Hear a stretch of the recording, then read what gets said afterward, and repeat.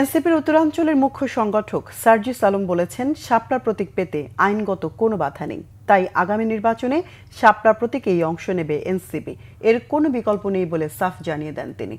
দুপুরে নাটোরে এনসিপির জেলা কমিটি আয়োজিত সমন্বয় সভায় তিনি সব কথা বলেন। জানান, নির্বাচনী প্রতীক হিসেবে যে মার্কাগুলো হাসির খোরাক যোগায় তা বাদ দিতে নির্বাচন কমিশনকে অনুরোধ জানানো হয়েছে। মানুষের কাছে গ্রহণযোগ্য প্রতীক বরাদ্দ দিতে নির্বাচন কমিশনের তালিকায় ভালো প্রতীক যুক্ত করার আহ্বান জানান তিনি। এনসিপির নাটোর জেলার প্রধান সমন্বয়ক এস.এম. জার্জিস কাদিরের সভাপতিত্বে সভায় সার্জিস আলম বলেন, ৩ পার্বত্য এলাকা বাংলাদেশের সার্বভৌমত্বের সাথে জড়িত, তাই এ বিষয়ে বিন্দুমাত্র আপোষের সুযোগ নেই। তিনি বলেন, কারো কথায় প্রভাবিত হয়ে এনসিপিকে শাপলা প্রতীক দেয়া না হলে নির্বাচন কমিশন সম্পূর্ণ আস্থাহীন হয়ে পড়বে।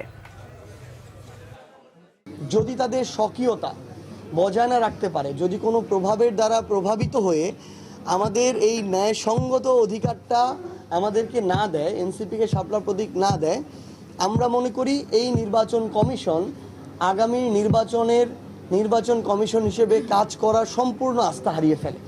যেই নির্বাচন একটা দলকে একটা মার্কা দেওয়ার মতো মেরুদণ্ড দেখাতে পারে না, যেই নির্বাচন কমিশন, সেই নির্বাচন কমিশনের কাছে একটা দেশের জাতীয় নির্বাচন, তা আবার অভ্যুত্থান পরবর্তী বাংলাদেশে আমরা কিভাবে আস্থা রাখবো?